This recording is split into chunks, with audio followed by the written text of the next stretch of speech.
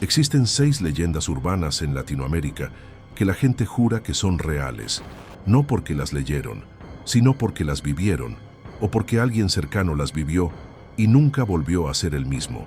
No son cuentos inventados, son testimonios reales de personas que juran haber visto algo en la oscuridad, algo que los obligó a tomar una decisión que los marcó para siempre. Lo más perturbador no es ninguna de las criaturas, es que todos sobrevivieron para contarlo. Cierra la puerta, baja el volumen de todo lo demás, porque después de este video, nunca vas a ver Latinoamérica de la misma manera. La Mona. Nadie sabe exactamente cuándo empezó. Los abuelos de los abuelos ya la conocían, ya le tenían miedo. En los pueblos de Guanacaste, cuando caía la noche y el viento movía los árboles, los adultos no salían solos, no porque fueran cobardes, sino porque sabían algo que la gente de ciudad no sabe, que hay cosas que viven entre la oscuridad y la madrugada, cosas que no tienen nombre científico, cosas que simplemente existen. La llamaban la Mona. No era un animal, tampoco era del todo humana. Era algo en el medio, baja, cubierta de pelo oscuro, con una cara que los que la vieron de cerca tardaron años en describir sin que les temblara la voz. Y los ojos, todos mencionan los ojos rojos, no como los de un animal que refleja luz, rojos por dentro. Se movía por los techos de zinc a medianoche, se escuchaba el arañazo de sus garras sobre la lámina, lento, como si supiera que la estabas escuchando, como si no le importara, y entonces gritaba. Quienes escucharon ese grito dicen que no hay forma de describirlo. Era una carcajada y un alarido al mismo tiempo, algo que entraba por los oídos y se quedaba ahí días enteros. Lo que pocos saben es de dónde venía. Era una mujer de carne y hueso que dormía en una cama, cocinaba, tenía marido.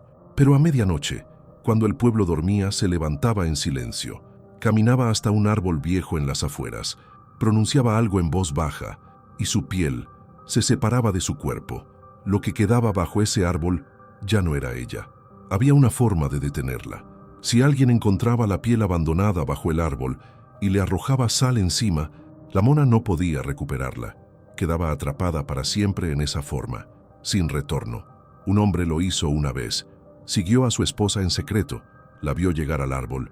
Dice que no pudo moverse durante varios minutos, que el cuerpo simplemente no le respondía. Cuando reaccionó, ella ya había desaparecido entre las ramas.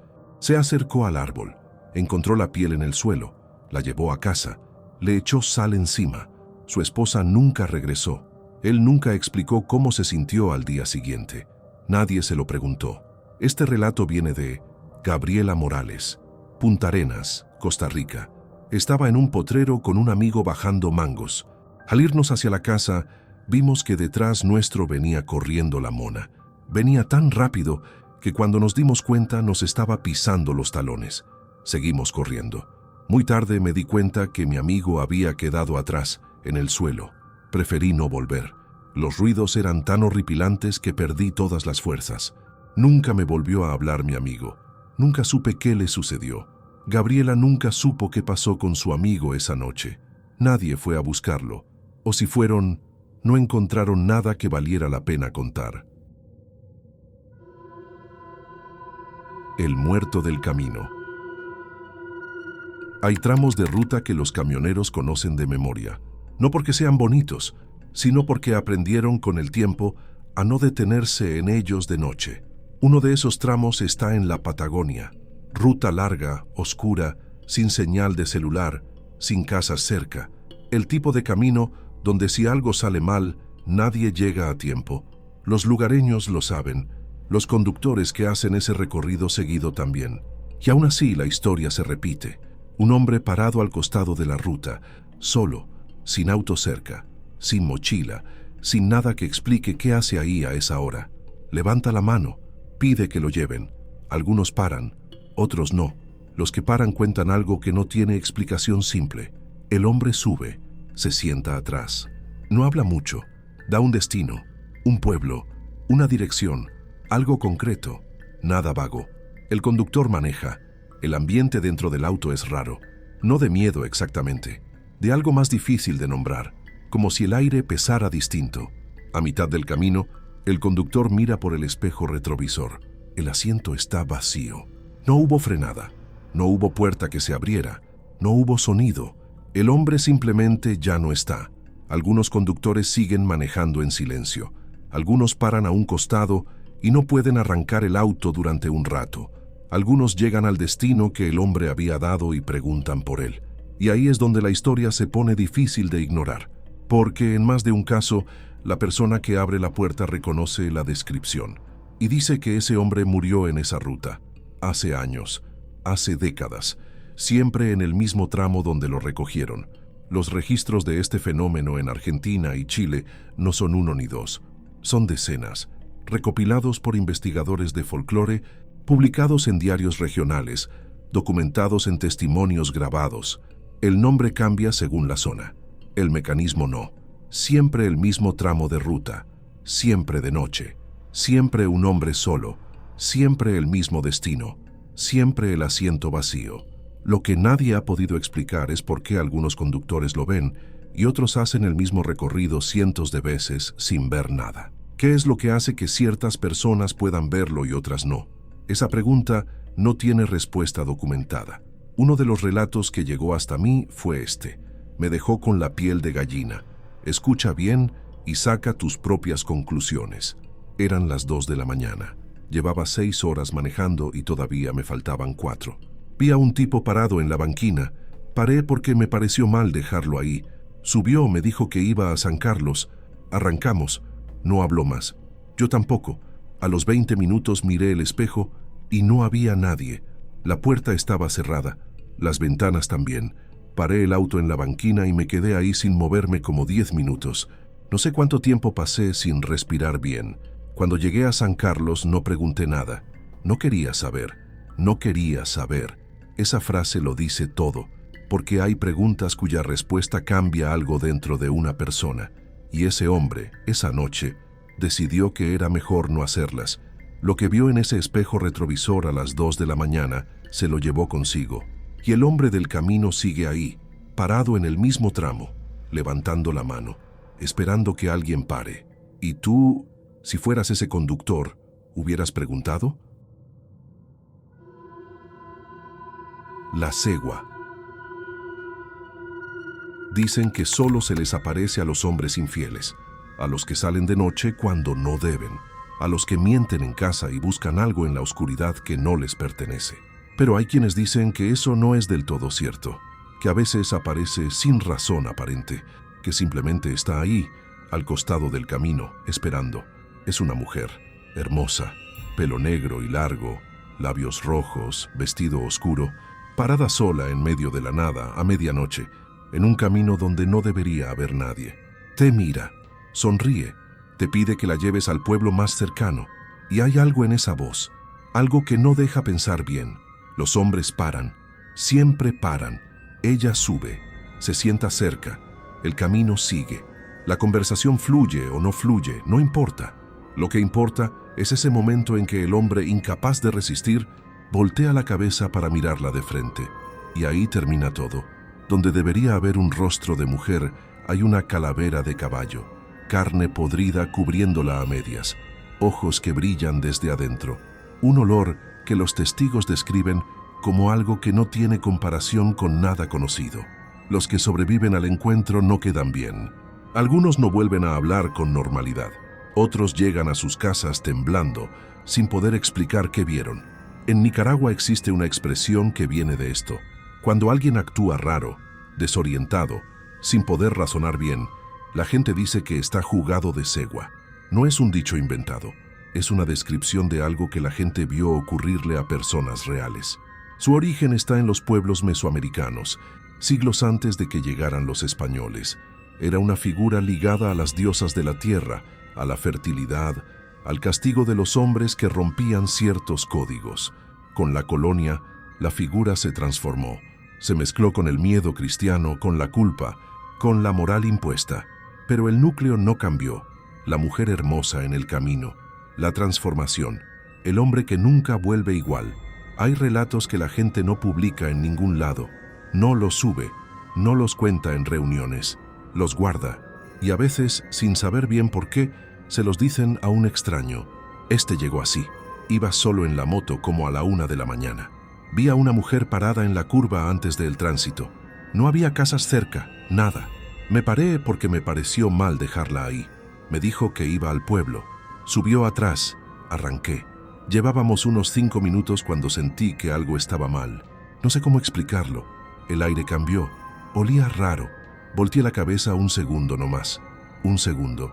Lo que vi no lo puedo describir bien todavía. Aceleré hasta que llegué al primer lugar con luz y gente. Cuando paré, no había nadie atrás. Nunca le conté esto a mi familia. Me van a decir que estaba tomado. No estaba tomado. Lo que más llama la atención de este relato no es lo que vio, es lo que hizo después. Llegó a su casa, se acostó. Al día siguiente se levantó, desayunó, fue al trabajo y no dijo nada, como si guardar silencio fuera la única forma de que la noche anterior no hubiera ocurrido. Eso lo entiendo. Lo que no entiendo es cómo durmió. ¿Tú hubieras parado a recogerla? El silbón. En el llano no hay dónde esconderse. Es tierra plana, cielo inmenso, silencio que pesa.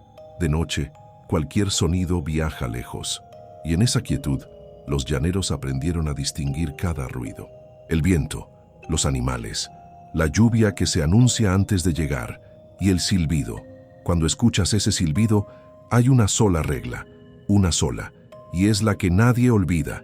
Si suena lejos, corre. Está cerca. Si suena cerca, no te muevas. Está lejos. Eso es todo. Esa inversión extraña entre el sonido y la distancia es lo que hace del silbón algo diferente a cualquier otra cosa que el folclore latinoamericano haya producido. No te avisa de la manera en que esperas. Te engaña. Y cuando entiendes el engaño ya es tarde. La historia de dónde viene tiene más de 150 años documentados. Ocurrió en Guanarito, estado portuguesa, Venezuela, a mediados del siglo XIX. Un joven, mimado desde niño, acostumbrado a conseguir todo lo que pedía. Un día exigió vísceras de venado para comer. Su padre salió a cazar. No encontró nada. Volvió con las manos vacías. El hijo lo mató ahí mismo. Le sacó las entrañas. Las llevó a su madre como si fuera la caza del día. El abuelo lo atrapó, lo ató, lo azotó hasta que las heridas quedaron abiertas. Le frotó ají picante en cada una. Soltó los perros para que lo persiguieran, y mientras huía lo maldijo. Lo condenó a cargar los huesos de su padre en un saco por toda la eternidad, a vagar por el llano sin descanso, sin destino, sin muerte posible. Desde entonces, el silbón camina. Mide lo que ningún hombre puede medir, 3 metros. 6 metros. Los relatos no se ponen de acuerdo en la altura porque nadie que lo haya visto de cerca pudo observarlo con calma. Flaco, sombrero de ala ancha, el saco al hombro, lleno de huesos que suenan al caminar. Va tras los borrachos, tras los infieles, pero a veces también va tras gente que no hizo nada. Eso es lo que más incomoda de los testimonios, que no siempre hay una razón, hay algo más, algo que la gente del llano sabe y que los de afuera tardan en entender. Si el silbón se sienta afuera de tu casa de noche y empieza a contar los huesos del saco uno por uno, hay una sola forma de salvarse: que alguien dentro de la casa lo escuche, que alguien reaccione a tiempo y lo ahuyente. Si nadie lo escucha, al amanecer alguien de esa familia no se despierta. Esto no es adorno narrativo, es lo que los llaneros repiten desde hace generaciones con la misma seriedad con que hablan del clima o del ganado. Este relato lo recogió la investigadora venezolana Carmen Pérez Montero, documentado entre los llaneros del estado portuguesa. Es de un hombre llamado Julio Hernández, que habla de lo que le pasó a su amigo. Él iba por un camino solo y el silbón lo fue siguiendo. Lo fue llevando hasta la puerta de su casa. Entonces, cuando mi amigo entró, puso la mano en la escopeta y le dijo: «Silba, desgraciado. Ese bicho le tiene miedo al plomo». No silbó más nunca esa noche. Julio Hernández contó eso sin dudar, sin adornos, como quien describe algo que ocurrió y punto. Lo que nadie preguntó fue qué pasó las noches siguientes. Si el silbido volvió, si su amigo siguió saliendo solo por ese camino. Algunas preguntas es mejor no hacerlas en el llano. ¿Escucharías los huesos o preferirías no saber que los está contando? El lobisomem. Hay familias que lo saben desde el momento en que nace el séptimo hijo. No porque hayan visto algo, sino porque lo que les contaron sus abuelos es demasiado específico para ignorarlo. El séptimo hijo varón consecutivo. Eso es todo lo que se necesita. No hay maldición pronunciada por nadie. No hay pacto. No hay ritual. Solo ese número, ese lugar en la familia. Y con él, algo que comienza a moverse por dentro cuando el chico llega a la adolescencia. En Brasil lo llaman lobisomem. En Argentina y Paraguay, lobizón. La criatura cambia de nombre según el país, pero lo que hace no cambia. En las noches de luna llena, generalmente los viernes, el hombre deja de ser hombre. No del todo, no de golpe. Primero viene el malestar, el cuerpo que no responde bien, algo que empuja desde adentro sin pedir permiso, y entonces empieza la transformación. Lo que sale de esa transformación no es exactamente un lobo. Eso es importante entenderlo. No es la criatura de las películas. Es algo más cercano a un perro grande y oscuro, con orejas puntiagudas, ojos que parecen tener fuego adentro y una forma de moverse que los testigos describen como demasiado rápida, demasiado silenciosa para su tamaño. Ataca a animales, a veces personas. No siempre mata, a veces solo muerde. Y ahí está el detalle más perturbador de toda la leyenda. Quien recibe la mordida o una gota de su sangre o su saliva empieza a cambiar también. Sin querer, sin saberlo, la maldición se contagia como una enfermedad que nadie eligió contraer. Al amanecer, el hombre vuelve, exhausto, con el cuerpo adolorido, sin recordar bien lo que hizo durante la noche, o recordándolo, y sin poder contárselo a nadie. Lo que hace que esta leyenda sea imposible de ignorar no es la criatura, es lo que los gobiernos hicieron con ella. En Argentina, desde el siglo XIX, existe una tradición documentada y oficial. El presidente de la nación se convierte en padrino del séptimo hijo varón de cualquier familia que lo solicite. El primer registro oficial data de 1907, con el presidente José Figueroa Alcorta como padrino. La práctica continúa hasta hoy. El motivo original no era simbólico, era concreto. En el pasado, familias desesperadas mataban a sus séptimos hijos varones a pedradas por miedo a que fueran lobisones. El padrinazgo presidencial nació para proteger a esos niños, para darles un estatus que los hiciera intocables. Un gobierno creó una ley para proteger a niños de una criatura que oficialmente no existe. Esta historia la contó una mujer del interior de São Paulo. No quiso dar su nombre. Dijo que era sobre su tío. Cuando era chico nadie hablaba de eso en casa, pero yo veía que los viernes de luna llena mi tío no dormía en la casa. Mi abuela lo encerraba en el galpón desde antes de que oscureciera. A la mañana siguiente, él salía callado, con la ropa sucia, sin querer desayunar. Una vez le pregunté a mi abuela qué hacía ahí adentro toda la noche. Me miró un momento y me dijo que rezaba. Yo tenía 8 años y ya sabía que estaba mintiendo. Los que rezan no arañan las paredes. Los que rezan no arañan las paredes. Esa frase la dijo una niña de 8 años, y su abuela no respondió nada. Algunos silencios son la única confirmación que uno necesita. Si fueras el séptimo hijo, ¿querrías saberlo? El chupacabras. Marzo de 1995. Una granja en Puerto Rico. 8 ovejas muertas, 3 marcas de punción en el pecho de cada una, sin sangre, sin rastro de lucha, sin ninguna explicación que los veterinarios pudieran sostener con certeza. Eso fue lo primero, antes del nombre, antes de la criatura, antes de todo. Solo 8 animales vaciados en la oscuridad. Unos meses después, en agosto del mismo año, una mujer llamada Madeline Tolentino vio algo desde la ventana de su casa en Canóvanas. Lo observó durante 3 a 5 minutos. Luego lo describió con una precisión que nadie esperaba. 1,20 m de altura aproximadamente, piel escamosa y grisácea, ojos grandes y oscuros que corrían hacia las sienes, espinas en la espalda. Se movía en 2 patas, como un humano, pero con algo en los movimientos que ella describió como robótico, controlado, como si alguien lo estuviera guiando desde afuera. Ese testimonio fue el primero, y fue suficiente. El nombre lo inventó un comediante puertorriqueño llamado Silverio Pérez, que comentaba los casos en una radio de San Juan. chupacabras. El que chupa cabras, una broma que se convirtió en el nombre de algo que la gente juraba haber visto con sus propios ojos. En menos de un año, los reportes llegaban desde México, Chile, Argentina, Brasil. Cientos de animales muertos con las mismas marcas, las mismas 2 o 3 perforaciones, la misma ausencia de sangre, sin explicación consistente. Pero hay algo en esta historia que muy poca gente conoce y que cambia todo. Un investigador llamado Benjamin Radford pasó 5 años rastreando el origen de la leyenda.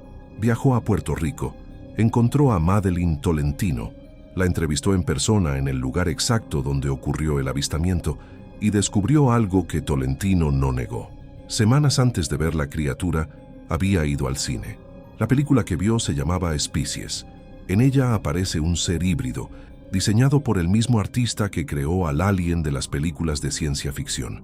Ese ser tiene espinas en la espalda, camina en 2 patas, se mueve con una agilidad antinatural. Es casi idéntico a lo que Tolentino describió. Radford concluyó que Tolentino no mintió, que vio algo en las sombras y que su mente, sin que ella lo eligiera, completó los detalles con la imagen que tenía más fresca. Pero esa conclusión no resuelve nada, porque los animales muertos existían antes de su testimonio, porque los reportes de granjas vaciadas de sangre siguieron llegando mucho después, porque en el pueblo de Moca, 20 años antes, en 1975, ya habían ocurrido cosas similares, y entonces no había ninguna película que explicara nada. Esta historia la contó un granjero del interior de Puerto Rico en una entrevista radial que circuló en 1996. Me levanté a las 5 de la mañana como siempre. Fui al corral y encontré 3 cabras en el suelo. No había sangre, no había desorden. Parecían dormidas, pero no lo estaban. En el cuello de cada una había 2 marcas pequeñas, muy juntas. Llamé al veterinario. Vino, la revisó y me dijo que no sabía qué había pasado, que no era un perro, que no era ningún animal que él conociera. Se fue y no volvió. Yo seguí trabajando. ¿Qué más podía hacer? ¿Qué más podía hacer? Eso es lo que queda. No el monstruo, no las marcas, no la sangre que no estaba, sino un hombre que encontró algo sin explicación. Llamó a quien debía llamar, no recibió respuesta y volvió al trabajo. Porque la vida no para aunque algo que no debería existir haya pasado por tu corral durante la noche. ¿Tú le creerías al veterinario que no sabe nada o preferirías no saber la verdad? 6 leyendas, 6 decisiones que nadie quisiera tener que tomar. Correr sin mirar atrás, no preguntar al llegar, guardar silencio para siempre, echar sal y no volver a mencionar el nombre. Eso es lo que estas historias tienen en común. No el monstruo, lo que la gente hace después de verlo. América Latina está llena de cosas así, historias que no llegan a los libros, que viven en la voz de los abuelos y mueren cuando ellos mueren, que se cuentan una sola vez en voz baja a alguien de confianza. Tú acabas de escuchar 6 de ellas. Ahora dime una cosa, ¿cuál fue la que más te afectó? ¿Cuál es la que no vas a poder sacarte de la cabeza esta noche? Escríbelo abajo, porque si conoces una historia parecida, si alguien en tu familia vivió algo que nunca supiste si creer, este es el lugar para contarlo. Y si quieres seguir escuchando cosas que nadie debería saber, ya sabes dónde encontrarme.